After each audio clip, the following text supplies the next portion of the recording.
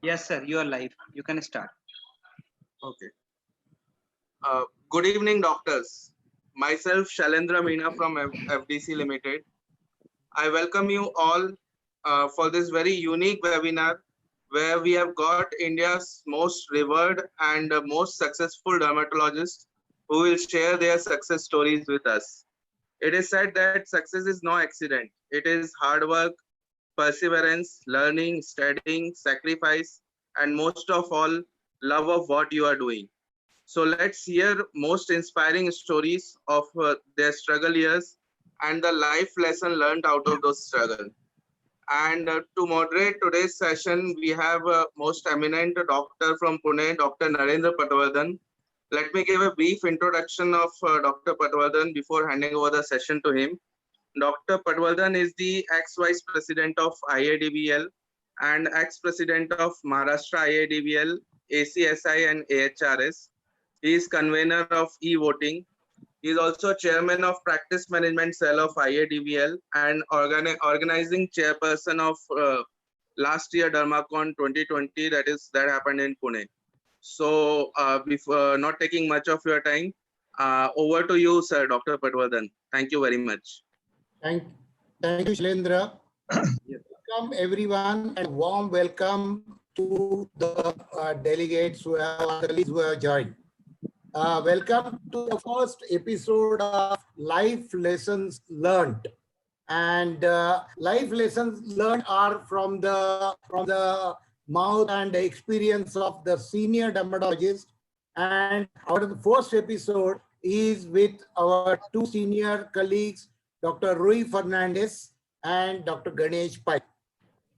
Friends, whether you are a young dermatologist wondering that what life has in store for you, or a senior specialist looking back fondly on life, you will love these lessons.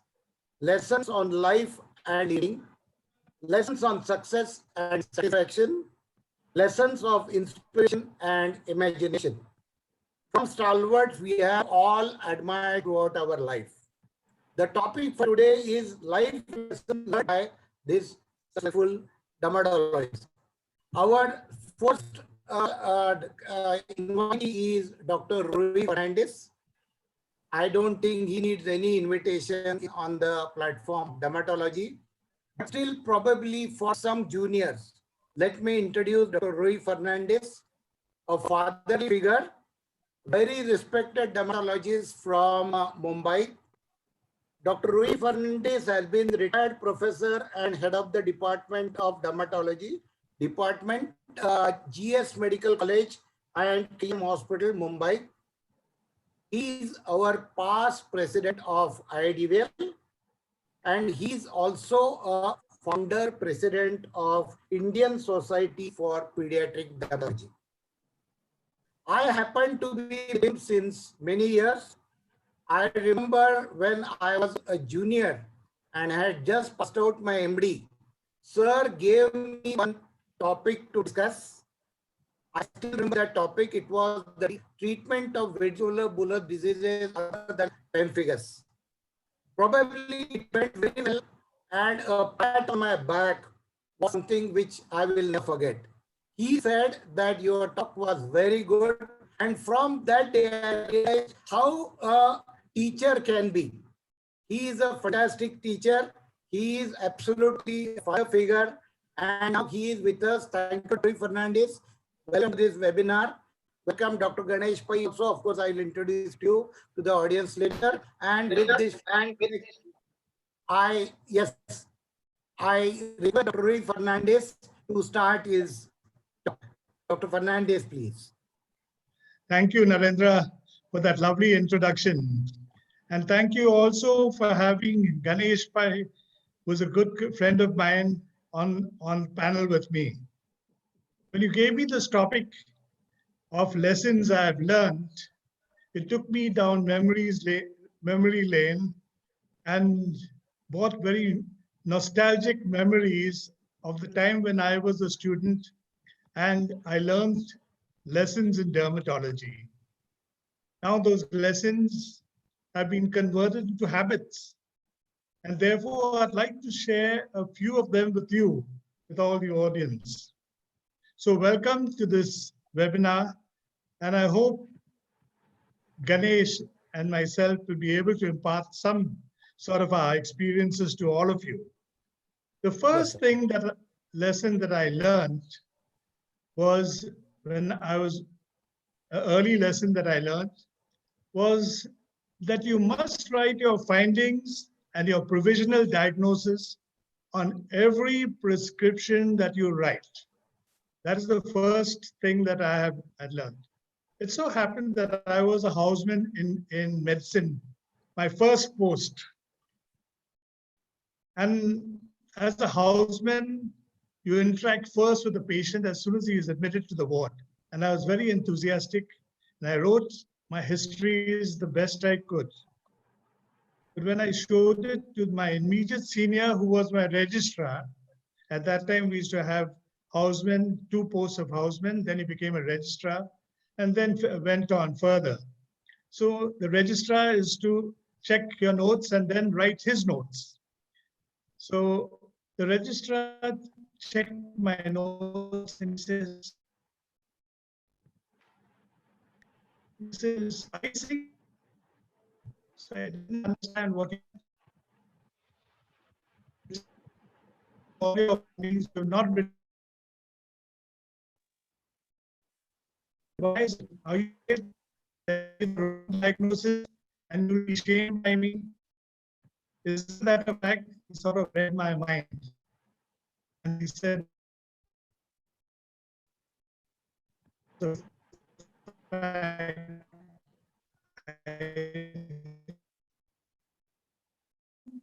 and be sure about your findings, and then write your provisional diagnosis. You may be wrong, but when you're wrong and you've written your provisional diagnosis, you start the discussion from there. You will otherwise what will happen is you will look at my diagnosis and say, yes, I agree with him. You won't learn anything. Put your diagnosis down, have the guts to do it. And if it's wrong, I'll tell you, see, it's wrong. Why is it wrong? Because this is what you missed. This is what you should have thought of. And this is. I thought that was the first lesson I learned. Today marks 50 years of me in dermatology. In 50 years, every prescription that I write will always have some of my clinical findings and my diagnosis. Very often I've been wrong, but at least it gives you what you thought of when you saw the patient. What did he have? Sometimes I have a patient who will come to me after 10 years and he'll say, doctor, you remember I had that rash on my face? I'll look at my prescription and say, yeah, you had the, it wasn't on your face, it was in the little toe that you had. I said, doctor, what a wonderful memory you have. 10 years ago, I had this thing on my toe and you still remember it? I said, yes, of course. One look at your face, I know it's there. I remember you, it was there on your toe. So when you write your notes, it all, 90% of the prescription that I see of other people from all faculties, you find that they don't write any notes on their prescription paper. I think that is very essential that we write so that you have a follow-up later on, you know what the patient. The second thing that I want to tell you is see that you write your prescription as short as you can. Some of my prescriptions go with only an ointment, Betnovate ointment or something like that. I'll put only one ointment. And patients say, doctor, that's all you're writing? I said, yes. When I was a senior registrar of dermatology at KEM, one of my tasks was to see the school clinic in the afternoon. And there used to be about 50 school children that is to come to me to be examined in the afternoon. And there's to be a professor of pediatrics who would come and then see the patients, whichever patients I had selected for him. There came a young girl with her grandmother to be examined, and this child looked very sick. So I said, I examined, auscultated the child, and I found I got rhonchi and rales in both sides of the chest. And I said, let me take her down for screening. At that time, we used to screen the patients. So I took her down to the screening machine, examined her, and I was aghast. She had infiltration in both the lungs. So when I came back to my desk, I scolded the grandmother. I said, how long has this child been ill? She said, 6 months. And 6 months you've allowed the child to suffer like this? She said, no, doctor. She opened her purse and took out a crumpled prescription paper. And when I looked at it, I found that it was written by a very senior pediatrician, but he had written 10 drugs he had diagnosed the patient correctly as tuberculosis and written about 10 drugs. When she went to the chemist said, this is going to cost you 800 rupees. So she said, but I have only 100 rupees. Give me the last two medicines. And they were vitamins. She had been giving the child vitamins for the last 6 months. From that day onwards, my prescription was always 2 or 3 lines. Very often you get a patient who will tell you, doctor, have a look at my hair, falling hair, and also look at the dandruff, and look at inside my ears, and look at my nose, and look at my armpits, and look at my groins, and the prescription becomes that your prescription should be as short as possible. Doctors realize the cost of the prescription only when they are sick and they have to pay for their own medicines. Medicines are expensive. Think of the patient, because he's got to take the medicine, make it as short as possible. Third thing that I want to tell my audience is examine every patient in good light before you put pen to paper. See the patient well. I was going for a round with my boss, Dr. Sharad Desai, and the ward used to be a good distance away from our OPD. So from the OPD, I was walking with him to the ward. And on the way, we met a very senior physician, and he said, oh, Sharad, I wanted to see you. I've been wanting to see you a long time. I have this rash on my neck. Just have a look. So my boss looked at it and said, oh, I don't have my specs here and I can't see it in this light. Will you please come to the office a little later? And he politely walked away. While walking further, he said, you must get others to respect your profession. The hospital corridor is no place for me to give a report, a consultation. We must do it in a proper place. You must examine the patient or not at all.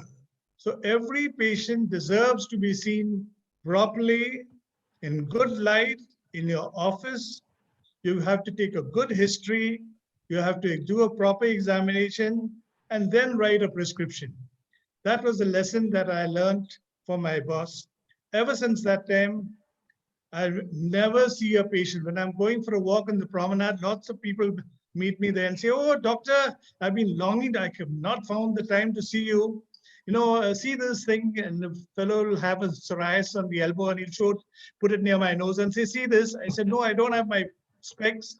I said, and quietly run away, because these people want to take you for a ride and, And the last thing, of course, is the last example that I'd like to give you was when I had finished 2 posts in medicine. I was waiting for my registrar's post in dermatology, and I had 9 months to wait. So I took up a post in tuberculosis because that was a very light post. So I joined the TB hospital, which is about 10 minutes away from KEM, and we had about 30 inpatients. All were receiving the same TB treatment. And we had about 5 or 6 emergency cases in the ward. So in the morning, I had to quickly see the emergency cases and run away and come to KEM at about 9 o'clock and attend the skin department. One day when I did that, I saw a patient and quickly wrote his prescription and went off to the next patient. Suddenly I heard him shout, "Doctor, please come back to me. Please come back. I don't want your medicine. Talk to me. Tell me you love me. Hold my hand, doctor. Hold my hand, and I'll get cured. I know. Tell me what disease I have. Tell me if I live. I had blood coming out from my sputum yesterday. Tell me if I live. Talk to me." I held his hand, and it was as if to say a current had gone through my body. I was paralyzed. I had no words to say. I spoke to him and I touched his feet and I walked away after I spoke to him. He taught me the greatest lesson of my life, that medicines have only a small part to play in curing a patient. It is the love and talk. I know. I remember my ward boy in the skin OPD used to tell me, Dr. Fernandez, you're a good doctor, but you know your uncle, he used to just hold our hands and we used to feel different. We used to be cured. I realized the importance of talking to patients. We have to talk to patients. We have to unburden them. This patient told me, "Doctor, I've been waiting all night to see you." And the nurse told me, "Don't worry, Dr. Fernandez will tell you everything about your disease." And all I did was I wrote a prescription for him. I sat back and reflected on my life. From that day, I promised myself that I will talk to every patient that I have. And there are three things I always ask the patient. Have you had a good sleep? How's your appetite? How's your bowel movement? These three parameters give you an indication of the well-being of a patient, and that's what we want to treat. So these are the four lessons that I have.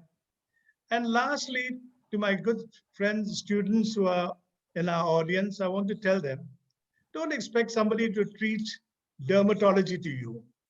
Your teachers are all there in your OPD. Every day they're teaching you. You've got good books, you've got conferences, you've got good journals. Read them. They are your best teachers. Then, when you have your knowledge, you can treat your patients better. Thank you, Dr. Padavadan. Thank you, Fernandez. I think you are supposed to show one slide to you and some appeal from Dr. Fernandez. Yes, yes, this is our Mumbai's bid for Dermacon in 2023. I know we are still 2 ways ago, but we don't know. We have a very uncertain future. We don't know whether we can conduct conferences live. We have physical participation in the next year. So year after next, Mumbai is bidding for the international conference. And I want you all to support us. We've got a big venue which can hold almost about 20,000 people. And it's going to be an excellent venue to have a good conference. And I think I would request all of you all to vote for us. Thank you. Thank you, Dr. Fernandez. Your tips and whatever you are told to the people is really eye-opener. What I gather is that you must have proper notes. That time for academic reason, now we need it for medical reason, medical legal reason also.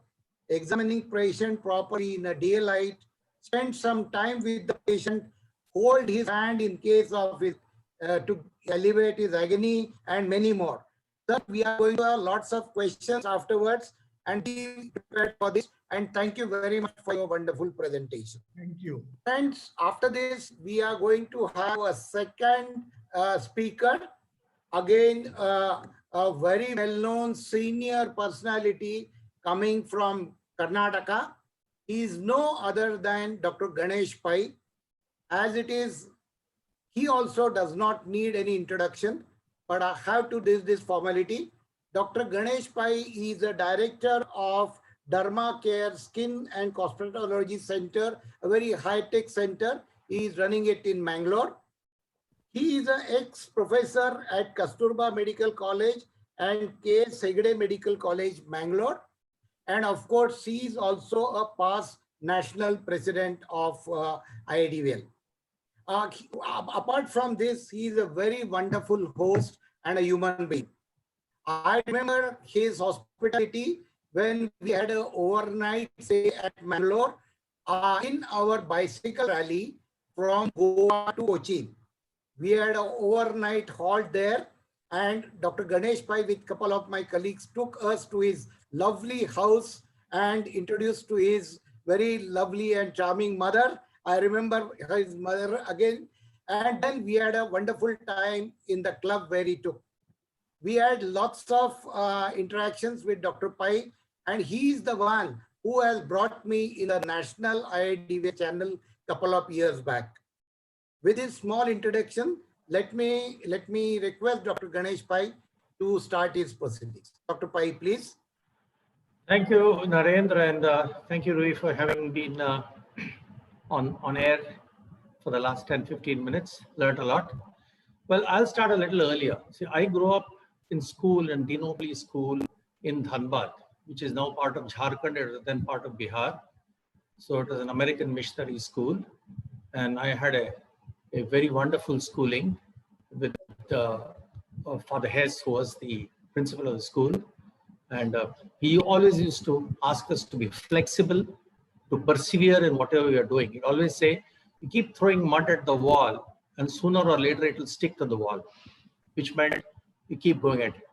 And he also asked us to be very flexible in what we do. So when I finished my Indian school certificate and I came to Mangalore, I actually got a seat for journalism in Madras Christian College. But when I came to Mangalore in between, I stayed at the house of my uncle, Dr. M.P. Pai, who was the dean of Kasturba Medical College. And after seeing the kind of people he was seeing, the patients, he took me to see the library, the hospital, the wards, and the hero worshipping that I saw the patients do. And I kind of liked it because, he was interacting with people. And that I thought was my forte. Interacting with people is the right thing to do because probably the greatest service we do in our lives is the service of being in constant communication with our postgraduates or patients, our friends, or relatives. And medicine helps us to get into that because we interact constantly. And then I joined MBBS. And after I did my MBBS, I thought I'll become a physician. So you see, there was a bend in the river, the hairpin bend. The first one was I changed from wanting to be a journalist to being a doctor. And then after I finished my MBBS, I thought I'd do medicine.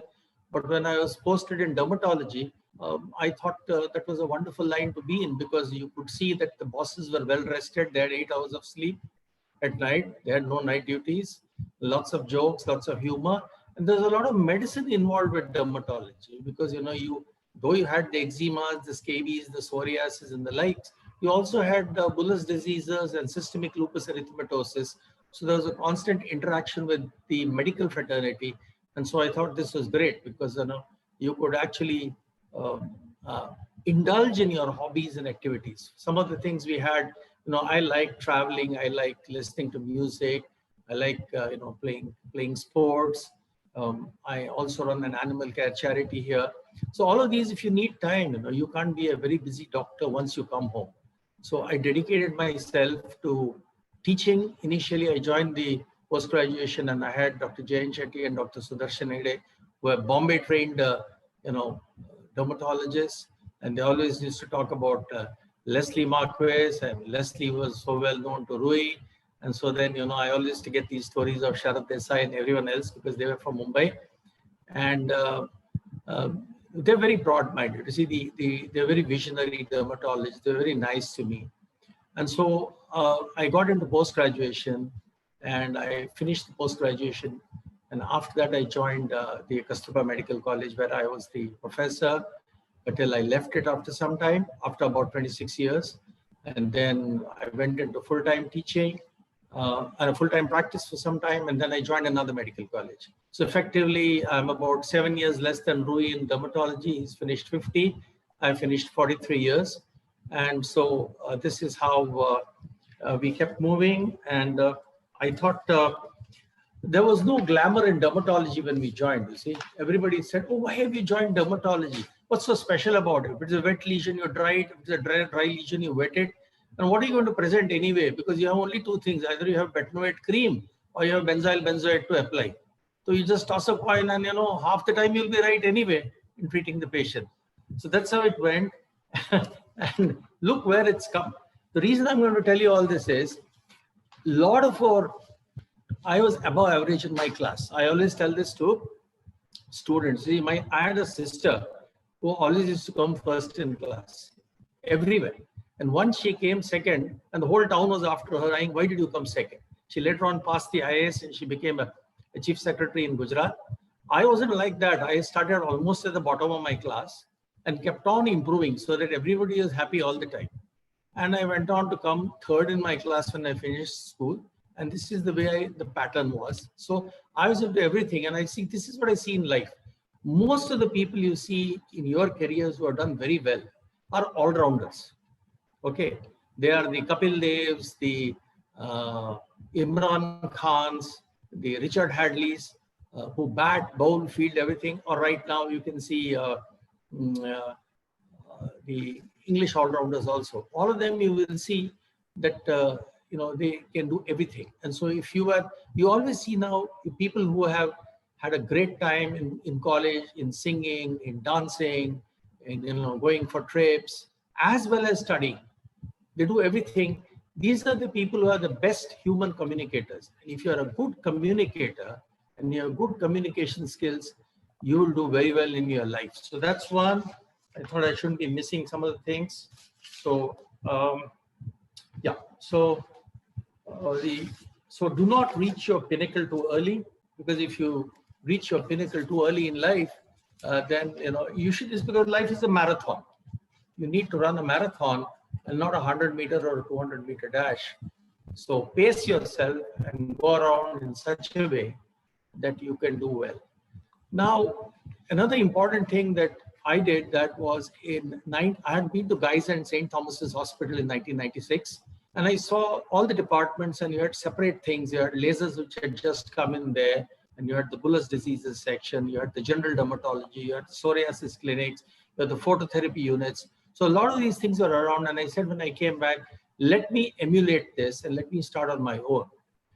Because being in a medical college today is, in my time especially, and even now I would say that you become unidirectional. Unless you're able to practice and see the other side of society also, you tend to become a little unidirectional. And I took the great gamble in 1997 of wanting to, an absolutely new thing. There's no road, I made the road, and I went into lasers. I bought one after another devices. Each device paid for the next device. So for the next 10 years, I was constantly investing before I was done and dusted. And then of course, the center grew, and the center grew to be humming with a lot of activities and a lot of equipment. What I'm trying to say in this is, there is in every career, by the time you finish 15, 20 years of your career, there will be a violent disruption to technology. For instance, in dermatology, it was lasers. In orthopedics, it was the C-arm which came in. In ophthalmology, it was the intraocular lenses. And if you look at radiology, it was the radiography equipment.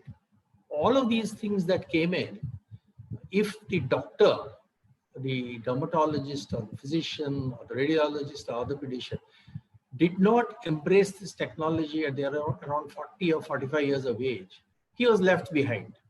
So therefore, please remember that whenever you have a situation where new technology comes into your life, somewhere in your midlife, I would say it's a midlife clinical crisis because you're doing the same thing for 15, 20 years. You're very comfortable with what you're doing. And what you need to do now is to move on and embrace what's new.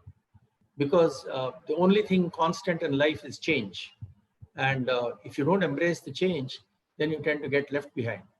So I got into this, and then here I am. I had the best of both worlds. I had done a lot of teaching. I have around 300 postgraduates of mine over 30 years whom I have trained. Almost all of them are doing well in their careers, and I often interact with them.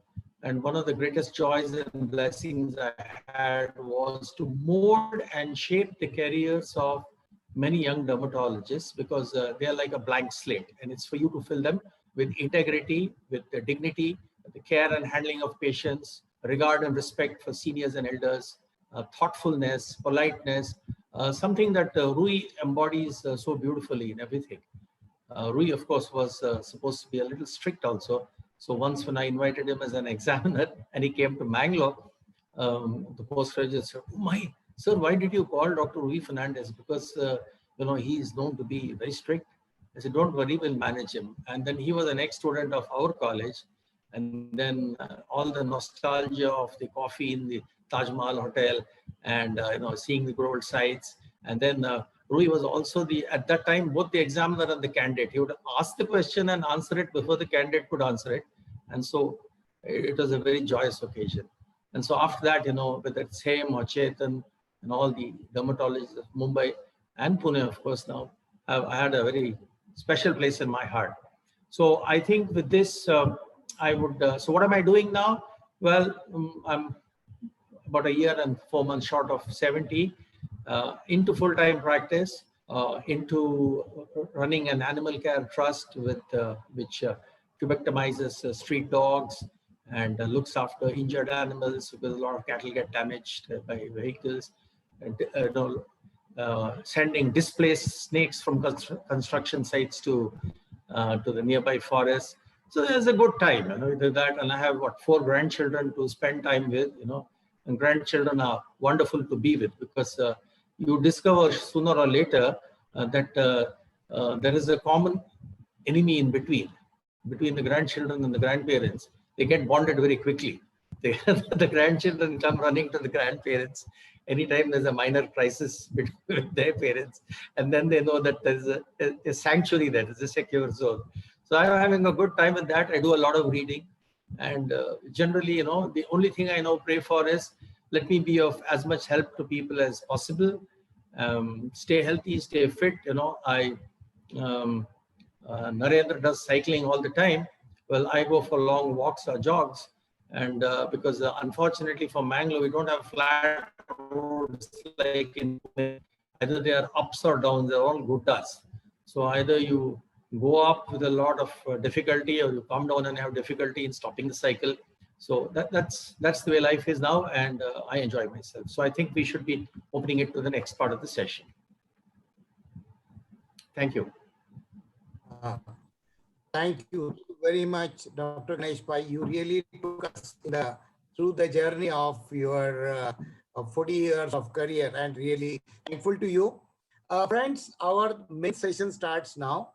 We have lots of questions from the audience, as well as some designed by myself, helped me by Dr. Dhananjay Damble and Dr. Anil Abraham. And before I start asking the questions, there is one comment which is by Dr. Rashmikant Shah, and he says, Dr. Rui Fernandez, he is one of the best teachers I have come across.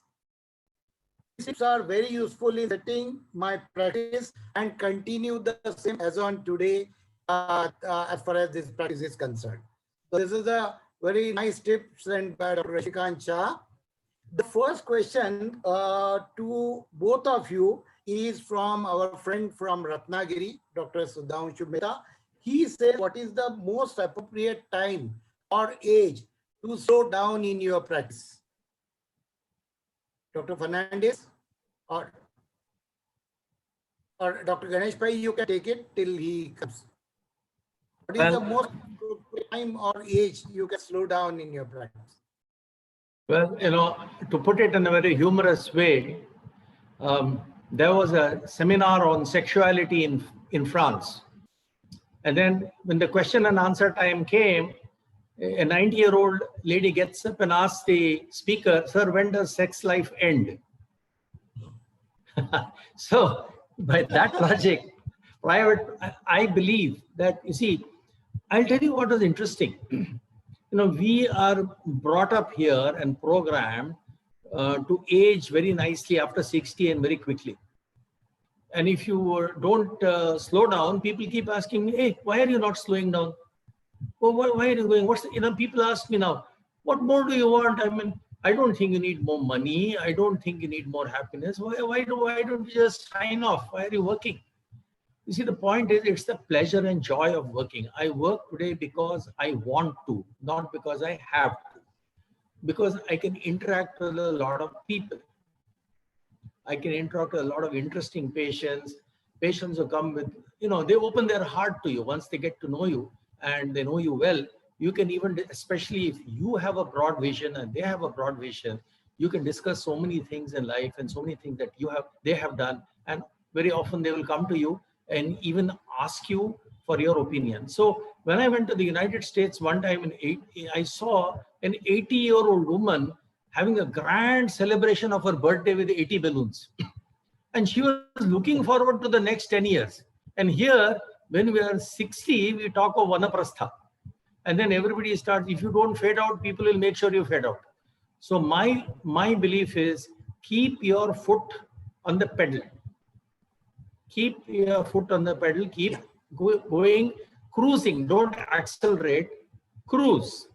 Okay, at a comfortable pace, so that your hobbies are taken care of, your relationships are well managed with your family, as well as your friends, as well as you can go ahead and do your private practice. You may limit the number of hours you're doing it, but you will have to do that, because if you don't do that, you will decay and you're going to get pretty ill, because an idle mind is the devil's workshop, and you will surely find that you are going to have a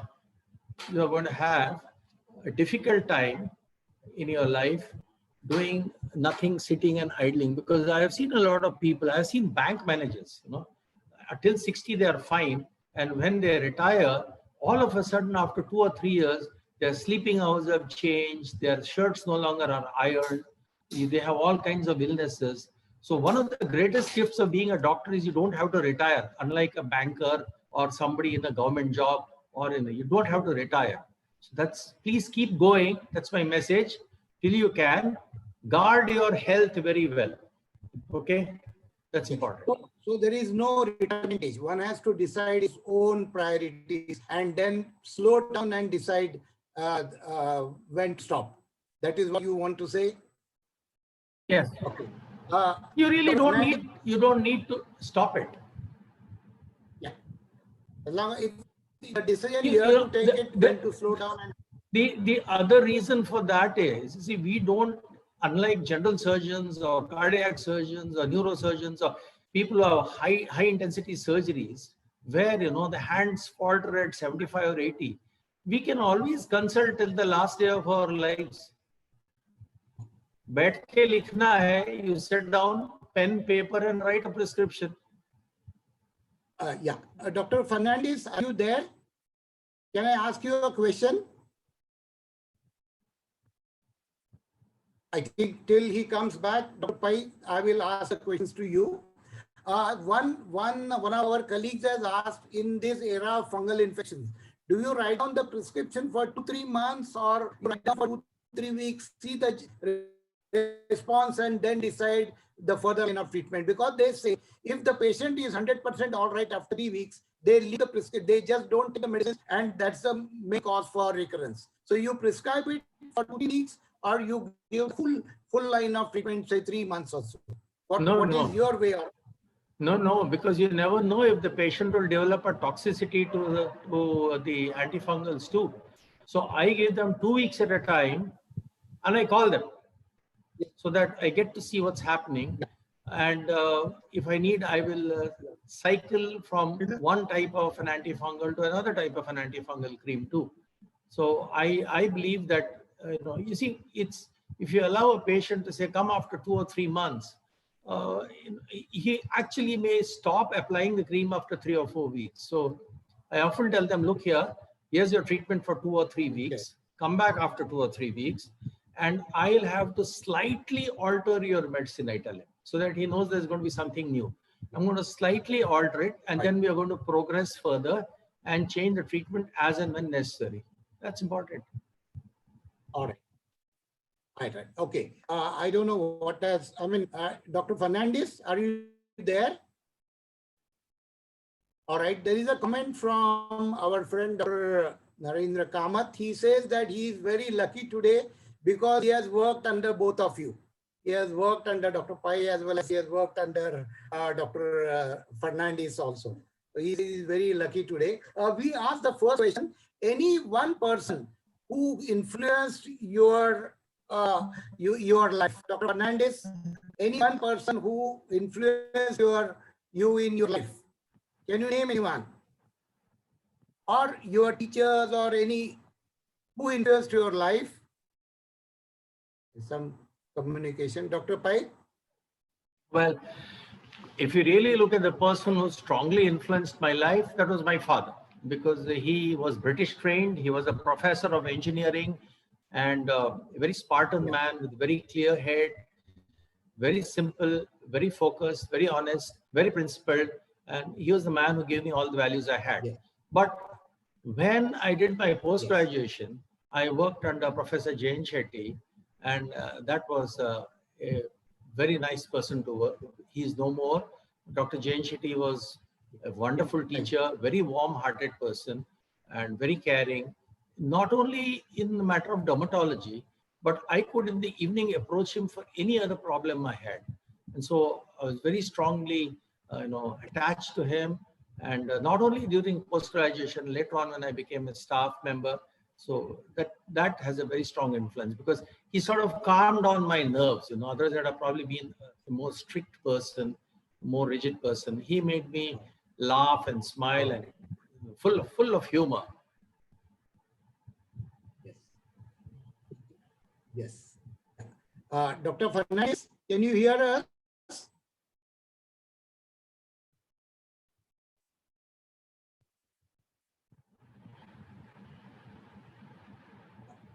Dr. Pai, are you religious or are you spiritual? Well, I'm not a particularly religious man because I believe that, the best religion is being a karma yogi. You work and that is worship. So Rui, are you on now? Can you talk? You are muted. So, Muted. yeah.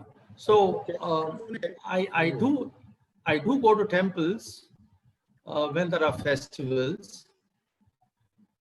I also go to churches, especially when I am traveling, because some of the architecture of the older churches is so beautiful. So I go everywhere.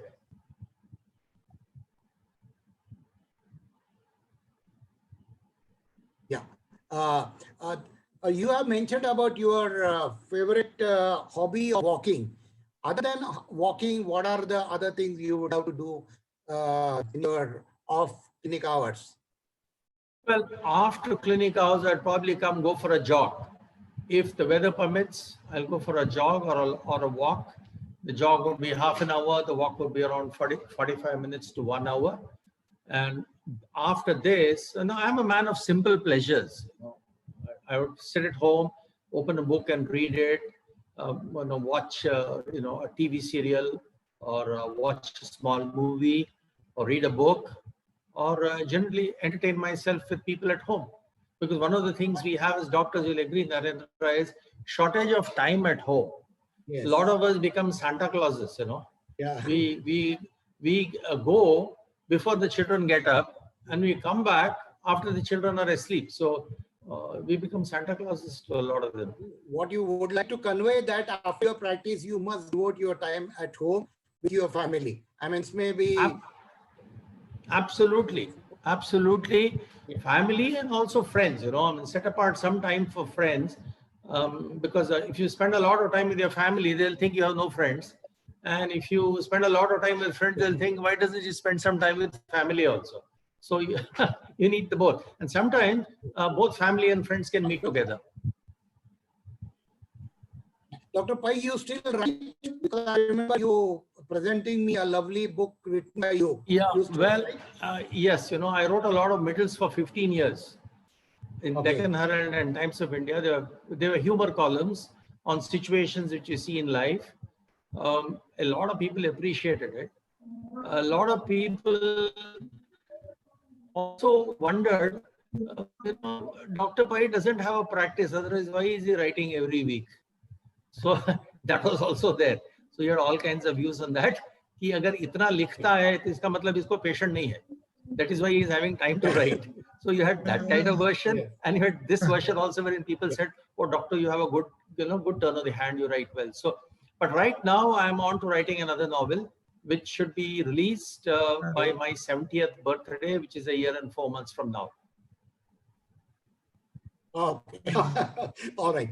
Dr. Fernandez, I was that time.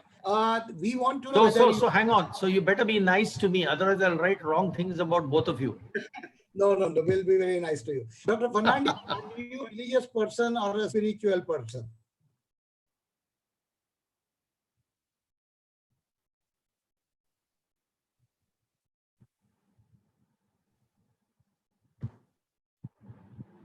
I think he's not able to hear. Dr. Pai, I know you love traveling. Which is your favorite place in India and which is your favorite place abroad? Favorite place in India? Yes. You need a favorite place in India?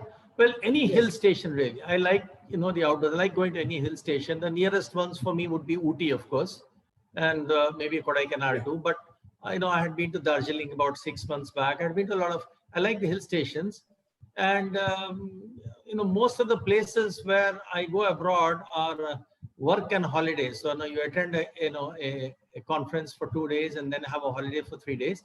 But the place I like best of all travels in my life was Innsbruck in Austria, small town Innsbruck, very beautiful and very picturesque place.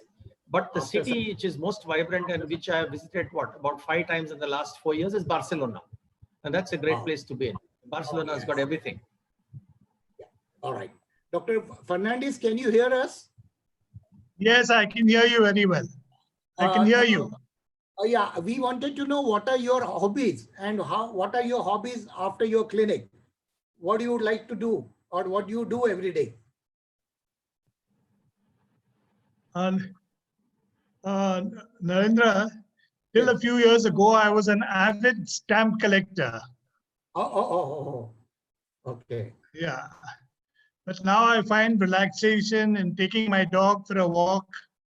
I take my doggy for a walk and I read dermatology. That's the only thing that I read because it's one subject which is moving by leaps and bounds.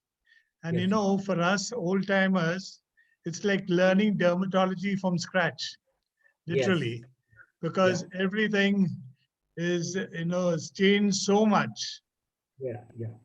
That we need to read, keep up to the present times, you know. Yes. And would you like to tell our friends? Please go ahead. Yes. Would you like to tell our friends who are how you are at present, where you are and how you are spending your time in when there was a lockdown in Mumbai?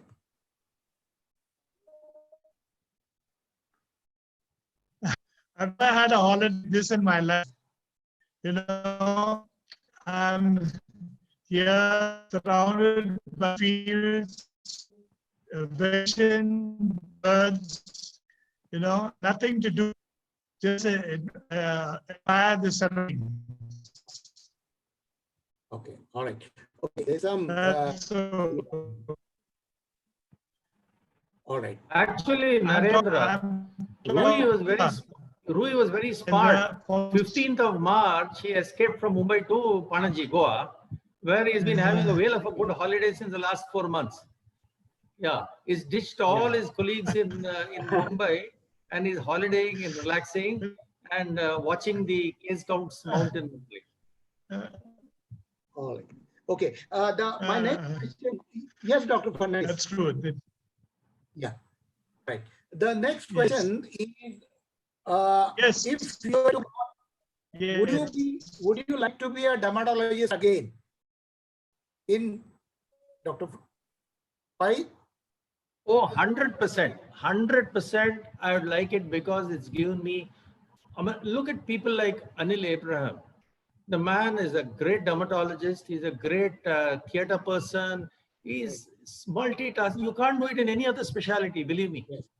No He's a other great specialty will let you, or you cycle 2-3 hours in the morning. If you are a cardiologist, could you have gone on such long cycling trips? It would have been difficult. Because half an hour you'll get a call, ki emergency aa gaya hai. Yeah, so, you know, but the thing I would do now is, of course, it's a little too late. My first profession would be to be a dermatologist, and I'd make my wife a lawyer so that the litigation is going up in society. So you get a free lawyer, you know, which is very important, who will definitely fight for you. So become a dermatologist, find a lawyer wife. Yeah. That's the best combination. That's a lovely advice you have given to those who are bachelors. Lovely advice. Any new skills you will still like to acquire at this stage? Like to learn something, need not be dermatology, something we'd like to learn something more. Well, till about some years back, what I would have liked to learn would have been from you, Narendra, hair transplantation. Oh, Lekin, you are welcome. But I had a bad back. So people told me, look, if you don't have a good, strong back, and how do you get a good, strong back? By cycling. So if you don't have a good, strong back, you won't be able to survive a 6-hour, hair transplant session. So forget it. So if I had a steel rod put in my back, maybe I'd come back to, spend some time with you and see how to do a hair transplant. Apart from that, no. Probably the skill, this is a time when you don't need to actually I like to actually learn a lot more about the IT world. I like to learn a lot more about the music world. But these are things now we can only enjoy. Relearning this becomes difficult. Yes. Dr. Pai, in this era of patient's attitude, era of agitations against the doctors, what is your opinion about forgive and forget?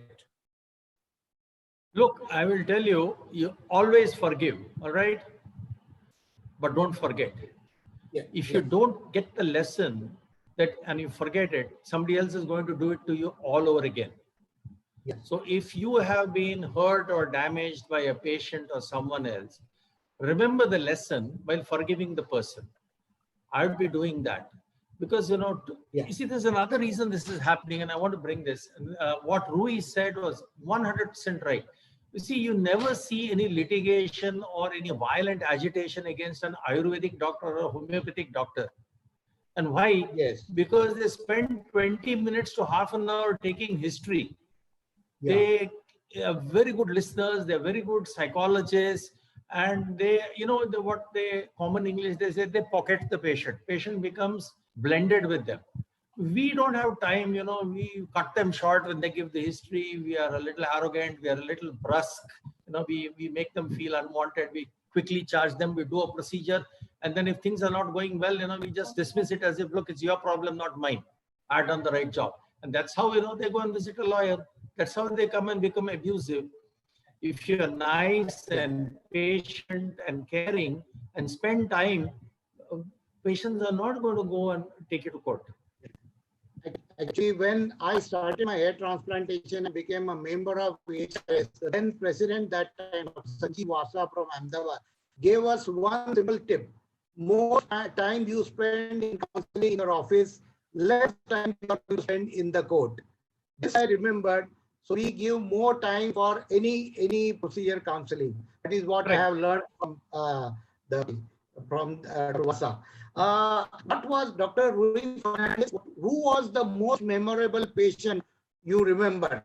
I'm going to ask Dr. Pai also this question. Dr. Fernandez, oh, is some problem in this thing. Dr. Pai, Well, any patient you can narrate. Yeah, I will tell you. Sometime in the early 80s, when I was an assistant professor and working at Venlock Hospital, a gentleman called Mr. K.V. Shetty, I will name him, he had Hansen's disease with, resorbed toes and resorbed fingers. A very educated, very intelligent person, well connected. He has a doctor brother in the United States, a very capable person, very smart chap. He came and he got admitted in our leprosy ward and the skin ward in Venlock Hospital.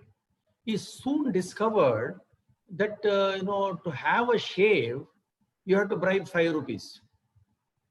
And if you didn't bribe 5 rupees, you would be shaved with an old blade and spirit would be applied as aftershave. So he organized the other patients in the ward, and then he started weighing the rations. You're supposed to be getting 600 grams per day of rations, and they were getting around 400 or 450. So he went on an agitation inside the hospital. Nothing happened. The DMO was not a very honest person at that time. Of course, we can't name him. And majority of the doctors there didn't give a damn what was happening. The man went to the front gate of the hospital and he went on a satyagraha. And he stopped eating. He went on a fast. First day, nothing happened. Second day, the local newspaper said, poor leprosy patient is being treated so badly in Venlock. By the fourth day, it was in the Vidhan Soda in Bangalore. Minister asking why a leprosy patient is being so badly treated. The DMO was aghast. Everybody came running. They touched his feet. They made him drink some lime water. He agreed to everything. The rations went up back to 600 grams. The barber started giving a nice shave without old blade and spirit. And all of a sudden, you could see that this man, with his commitment, with his honesty, with his determination, had brought, and not a lower middle class man, with his courage of conviction, he had brought that hospital system to where it should have been. And after that, when he got improved and he had his surgery and he was better, he started a home for cured leprosy patients. He had a rehabilitation center where he taught them basket weaving, keeping poultry, managing coconut trees, coconut palms, all of these. So enormous, and he then wrote a book on leprosy. He would go and lecture in schools and colleges, removing the stigma of leprosy. And the man received a lot of awards, including an international award. So he stands out to me in terms of commitment. Tremendous man. Thank you. Thank you, Dr. Pai. There is one question which has come on the fee to be charges. I wanted to ask, when you started, what were your charges? The second question is, what would be the charges for a person who starts his practice in the metro cities and non-metro cities? What could be? It's a very, very ill-defined figure, but I just wanted to know whether you can enlighten on this. Look, when I first started my practice in 1979, on day one, I sat in the clinic. See, I had a very simple clinic. I, pulled a bench from my house, pulled a table from my house, fitted one bulb and one fan, and बैठ गया. Sat down in a room for consultation. Very humble, very simple place, about 200 square feet, including consultation and waiting room. The whole day I waited for a patient. Believe me, कोई नहीं आया. Nobody. Just before I was about to close, a patient came. He was the manager of the State Bank of Travancore. He had been transferred. And he came with hiccups. बोले अरे बाप रे, ये तो hiccups का patient आया है, and I am here with my MD in dermatology. क्या करें? If I had not treated him, then I'd have gone back without a single patient on day one. So I said, चलो यार, I will treat his hiccups. I wrote a tablet of Baralgan for him. And believe me, after that, I had no hiccups in my life in anything. No hiccups in practice, no hiccups in my success, and no hiccups in my career at all. So I suggest to you, look for hiccups on day one of your practice. Uske baad sab theek ho jata hai. But seriously, I then started with a charge of 50 rupees. Those were the charges in Bangalore in 1980. and then gradually, 75. I always believe that, if you focus on Saraswati, Lakshmi is behind you. If you focus on knowledge, wealth is always behind you. If you turn around and look for wealth, knowledge escapes your eyes. So you need to be a first-class dermatologist. I always tell a lot of these youngsters, get your cosmetology practice out of your dermatology patients. The cosmetology is like your dessert, your pudding, your ice cream, the cherry on the ice cream. Dermatology is the main thing, the lunch, the 3-course lunch. Yes. So, a lot of youngsters think we'll jump into cosmetology, they advertise, they go on all kinds of media, set up a very jazzy clinic with loans for the equipment, loans for the clinic, rent for the clinic, staff salaries, and then when a pandemic like this comes, they're clean board. They are out, bought out as well as bowled out, all three in one shot. Because I always tell people, forget the charges you're charging. You can charge what the market bears. In a city like Mumbai, I remember one of my patients, when I was charging 100 rupees, this was about 25 years back, he had gone to Mumbai. So he went and saw a dermatologist there, and he gave him, after consultation, 1,000 rupee note. And the doctor said, thank you. He says, I expected him to give me back change. He says, thank you. So the Mumbai charge was 1,000 rupees. He didn't know that. So therefore, when you give a note, now if you give a 2,000 rupee note in Mumbai, they will say, thank you, you see. Whereas they give 2,000 note in Pune, they'll probably give you back 1,000. And in Mangalore, will probably give you 1,200 or 1,400 back. So it depends on the city you are in. But please remember, choose your, see, I'll tell you a simple thing in my practice, and this is how it would be. If you go to a restaurant, okay, if the coffee is costing 30 rupees, or not 30, let's say a coffee is costing 100 rupees, and the biryani is costing 400 rupees, people will say it's an expensive restaurant. But if the coffee is costing only 30 rupees, the biryani is 600 rupees, people will say, it's a very reasonable dermatologist. Same way I said, coffee is like consultation, keep it low. Okay, your lasers and cosmetology is like the biryani. You can charge higher because people rate whether you're expensive or you're cheap by the price of your consultation and not by the price of your procedures. Because if the consultations are cheaper, the procedures look, no matter how much you charge, the procedures look very reasonable. Yes, thank you. I think that answers the question which was raised by one of our colleagues from Ahmedabad. So Ganesh Pai has very happily mentioned what could be charges. Dr. Pai, our branch has come, our dermatology has come all the way from dermatology to dermatosurgery to lasers, and from nano technology to the further technology to future laser to pico lasers and the robotics. What do you think this change has converted the dermatologist, and how it has changed dermatology, people looking at you, and what do you look the future of dermatology, considering the peak, the changes which has happened in the last 20-25 years? How do you look at it? Okay, you see now, when I started the first 20 years of my practice, if patient came with a lot of acne and you pointed out acne, he would say, I not come for acne. I come for the small itching on my toe or on my foot. Acne had low priority.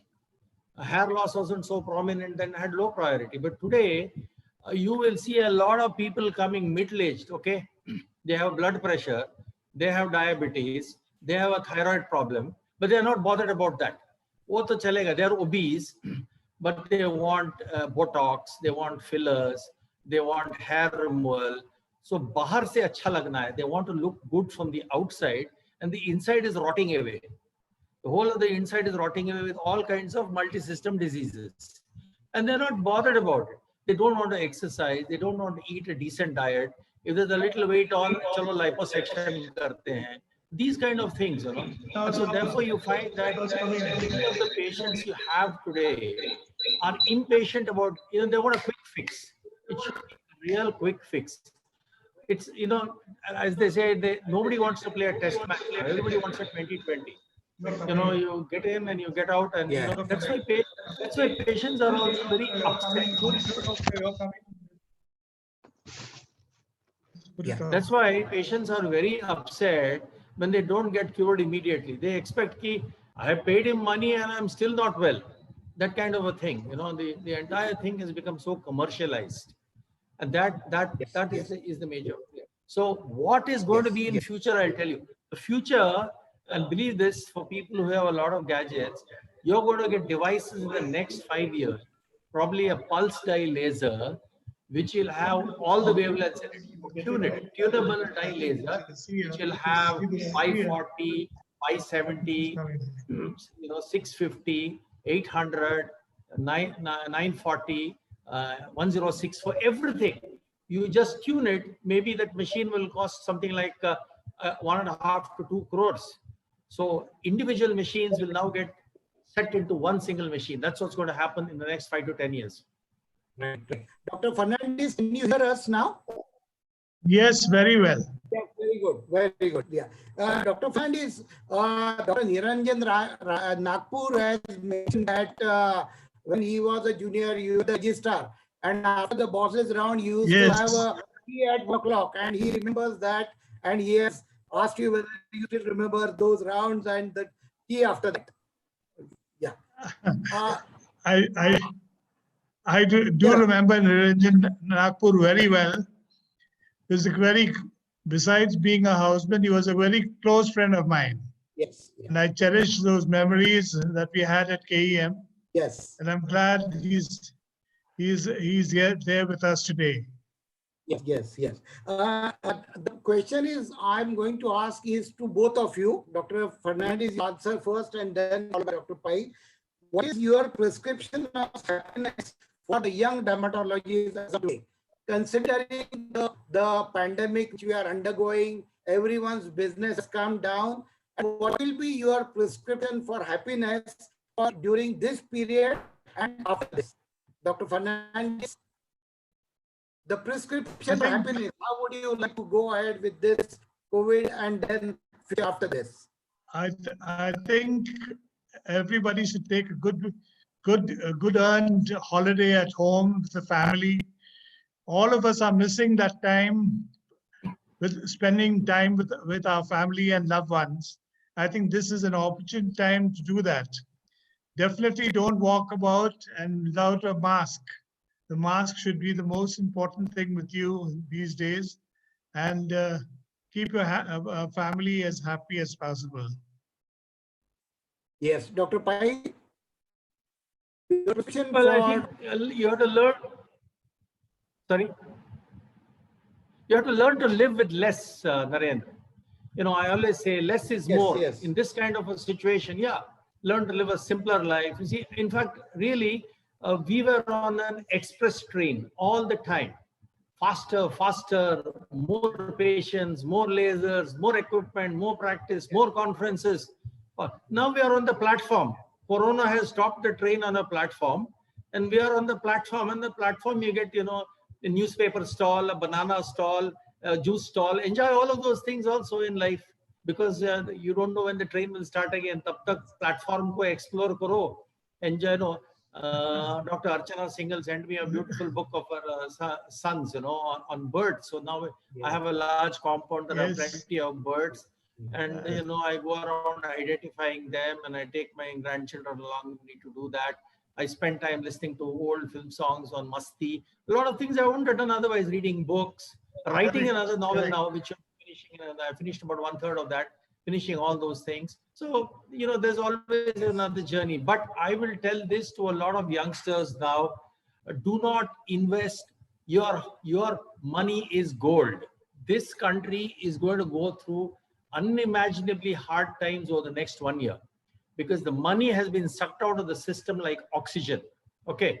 So do not buy any equipment now. Wait another 8 months to 10 months. Make sure that the several of the companies will vanish now. Several of the distributors will vanish now.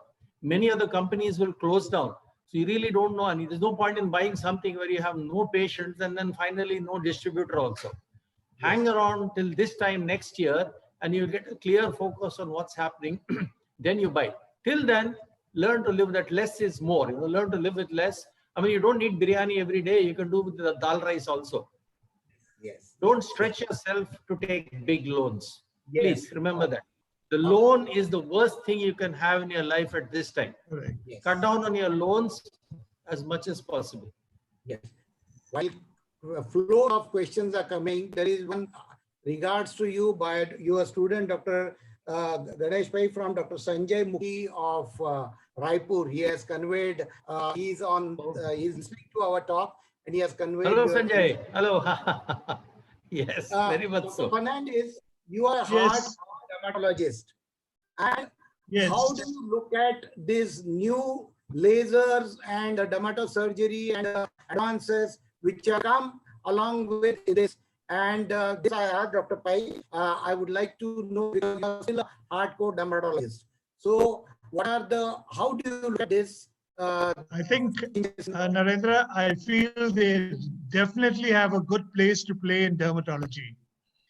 You know, when steroids came along, like Ganesh said, I remember when I first joined dermatology, all my medical friends and from surgery, they say, oh, Betnovate, there's nothing else other than Betnovate. Everybody is taking a steroid. And we thought it was only that. There were so many conditions which we had no answer for. Today, dermatology has changed completely. With the advances in molecular biology and light physics, we've got lasers and all these things. We can treat any type of skin disease that we encounter. It makes us a more complete specialty, and I really welcome the good lasers in our specialty. Yes. Dr. Pai, there is one question for you. What is the major difference you see in patient approach in pre-internet and the Google area now? I didn't get that question. What is the mental attitude of patients in the pre-internet area and the internet area when most of the patients read from Google and come to you? What change you have seen and what you would advise to the patient? Someone has read about Google and then how would you advise? Well, I'll give them a nice example. You see, I tell them a story here, just 1 minute.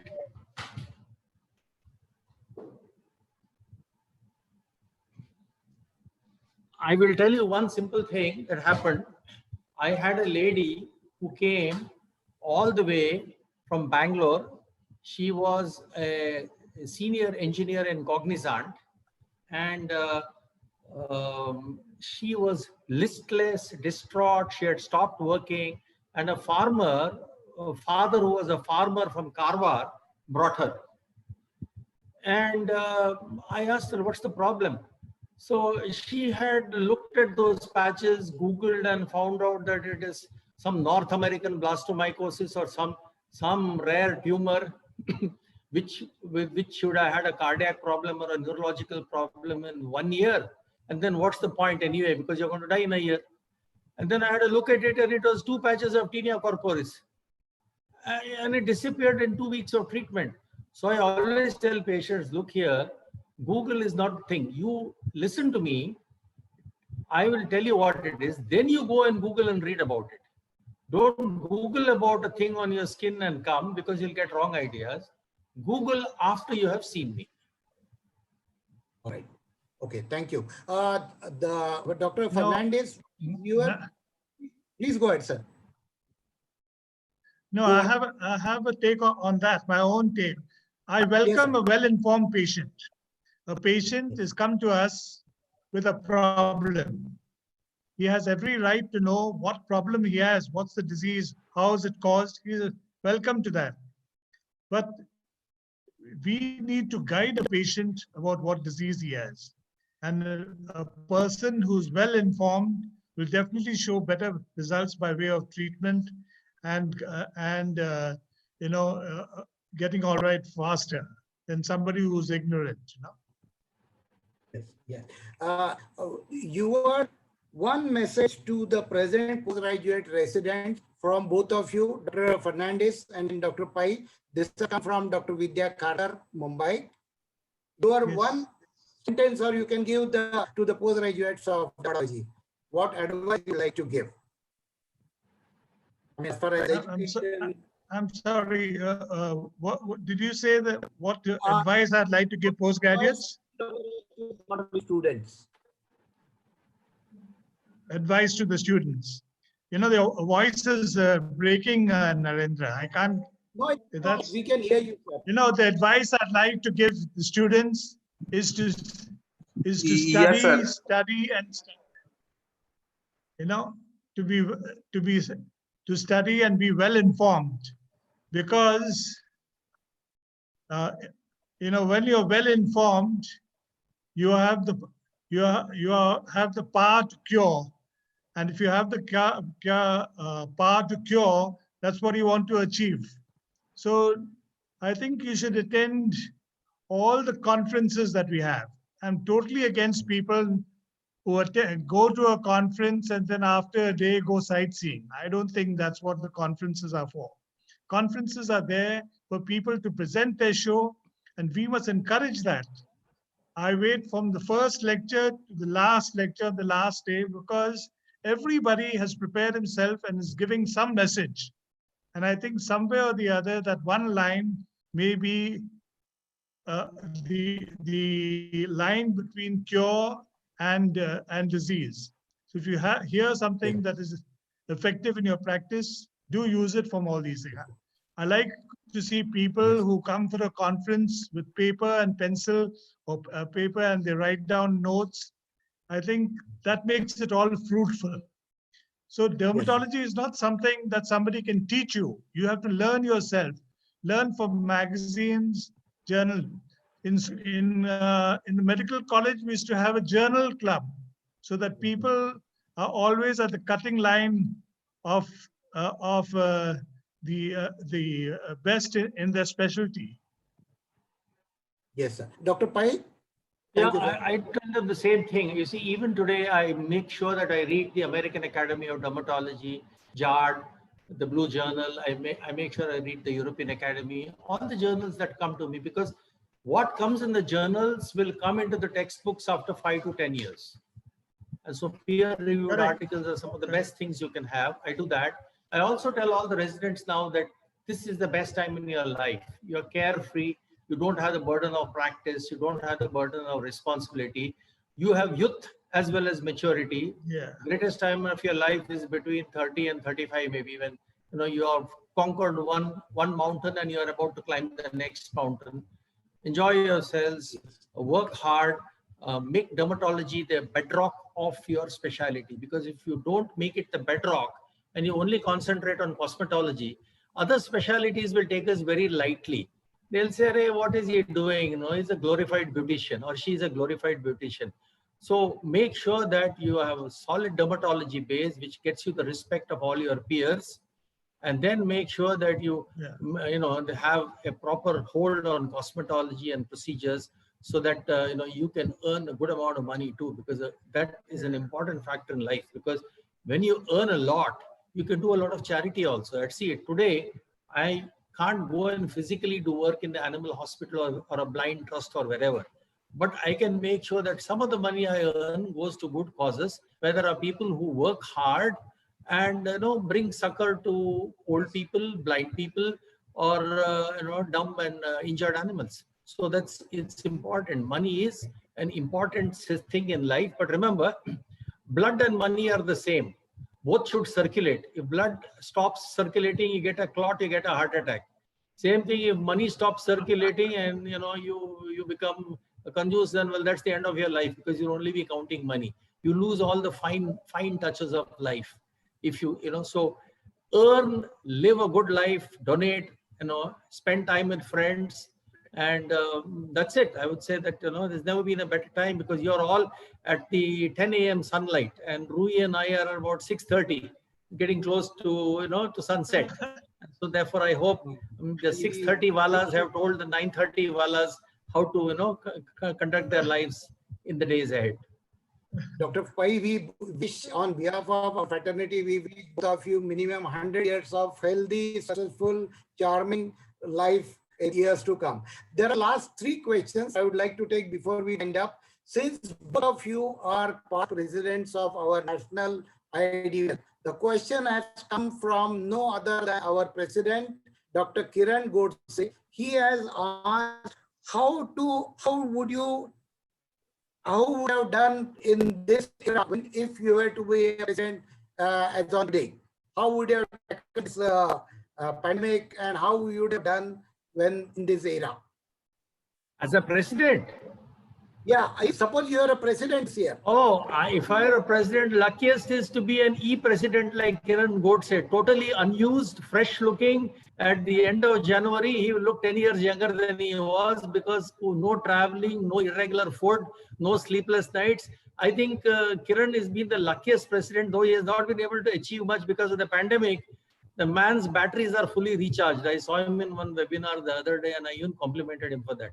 But sir, the decisions one has to take it. There are different decisions now which have come because yes, of this. That's true. You see, it's running well. The IDVL is now running really well because of so many of these special interest groups are there in bullous diseases, in psoriasis, in lasers, all kinds of things. Things are going well. What's happened, unfortunately, is getting unwieldy because of the number of people we're having. 6,000, 8,000 people attending a conference puts a strain on accommodating them more than anything else. So it's kind of hard. There are no fresh answers. And see, the other thing, Narendra, is that, if I were to bet on a horse to be a president, maybe you'd be the horse I'd bet on next. But I'll put it this way. You hardly get a year of presidency. By the time you're president, you're out. 12 months is nothing. So, but the good thing is that the incoming president also gets involved with the current president and the outgoing president. So in a way, it's not so bad. Yes. Dr. Fernandez, what would you do if you were today? I think, the whole association is like a giant ball that's moving around. The president has very small role to play. Yes, sir. All the academies, all the special interest groups are doing such wonderful work. It's putting every interest to the cutting edge of what is the latest. They've shown so much of enthusiasm and so much of hard work that they have put on, that all of them are doing good work. And there's accountability. Every time we have a midterm session, Central Council meeting, they take an account of what these special interest groups and all are doing. So since there's accountability, they're always doing an excellent group. I think ever since these special interest groups have started, Indian dermatology has flourished. And I congratulate them, and I hope they continue to do the same. Yes. Thank you. Thank you. The last question to both of you. What is your opinion of teleconsultation? Whether you charge, if the patient keeps troubling you every day, how do you tackle the patient because the patient is somewhere and just either calls you or sends messages on your email or your WhatsApp? Dr. Pai first and then Dr. Fernandez. This would be our last question. Dr. Yeah. Well, I have not yet started charging my patients by teleconsultation because I still believe that unless you have a 3D image of the skin lesion, seeing it personally, you're not going to get the, you look at a patch, it could be a tuberculoid hansen, it could be a psoriasis, it could be a leishmaniasis. How would you know? If you see a plaque on the back of a person, it could be one of these three, yes or no. And therefore, it's kind of hard to say. But for my regular patients who are unable to come now and whom I know what they had, they WhatsApp the prescription to me and then a picture of the lesion. And then I, treat them because I know them, they have come before. And I tell them I'm in no hurry to charge you You keep the money with yourself, and when things open up, you can come and pay me. Yeah. And also, I tell you one thing, the moment you charge these patients on teleconsultation, and some of them are very tech savvy and highly demanding, it is very likely that they are going to come charging after you if things don't work out. And also you'll get a tele-litigation, just like a teleconsultation. So please be careful. Not all the people that you're consulting on teleconsultation are the types whom you regularly see in the clinic. Harassment of a doctor is very easy, because the court has ruled that treating by teleconsultation is it stands in court today. Patient can take you to court saying, "Theek nahi hua, I was not treated properly. See, this is it, and I paid into their account." I always guide them to the nearest neighboring dermatologist in that place. That's the best thing. Yeah. Dr. Fernandez? Yes. Yeah. Narendra, I'm an eternal optimist. Yes. When I came to Goa on the 10th of March, I saw a patient who had come from China, one of my old patients. So he said, "Doctor, I've come from China." So I said, "Oh my God, China." So I didn't have the courage to ask him which place in China. He said, "But can I go back in 4 days?" I said, "Yes, but where are you going?" He said, "Shanghai." So when I told my wife, she said, "This thing is going to come here. Let's get out quickly." We had booked every 2 months we come to Goa. We have a home here. And our tickets were booked for the 25th. On the 15th itself, we packed up and we came to Goa. But I was thinking I'd be here for 10 days. It's now almost 5 months. But for 3 months almost, I saw patients on my phone, which I didn't charge.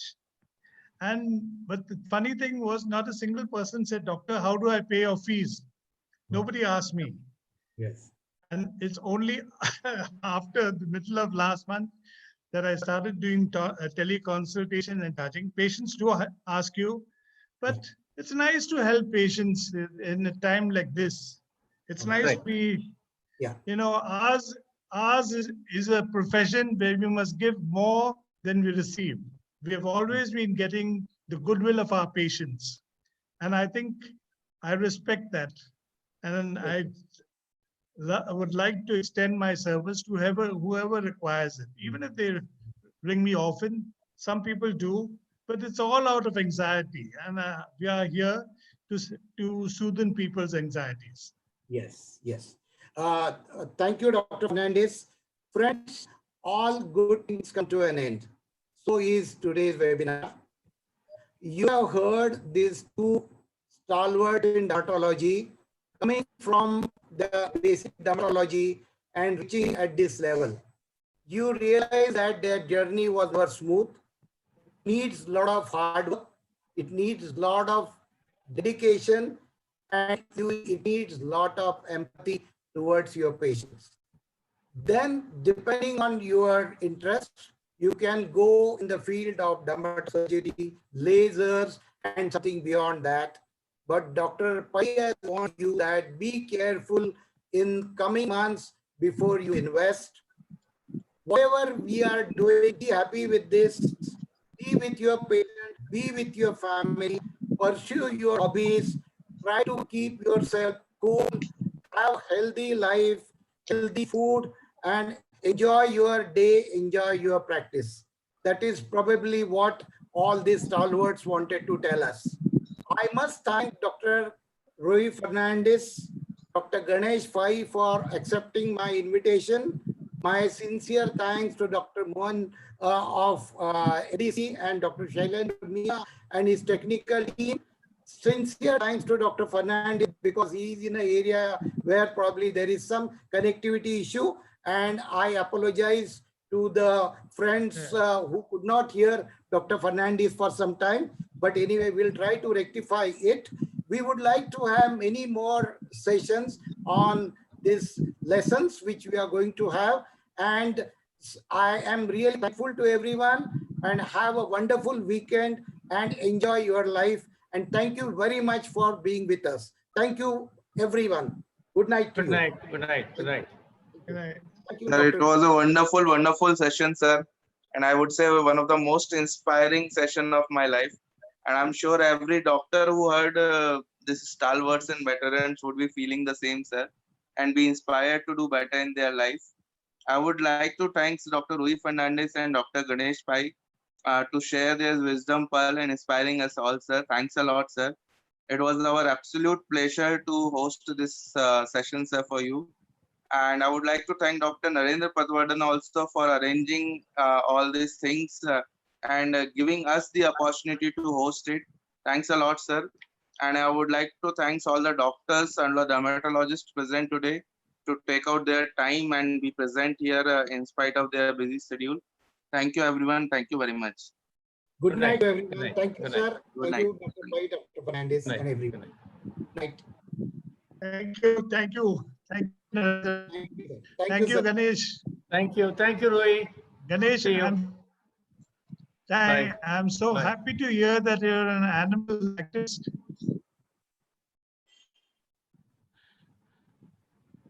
Okay, we'll leave. Thank you. Prashant, stop the live session.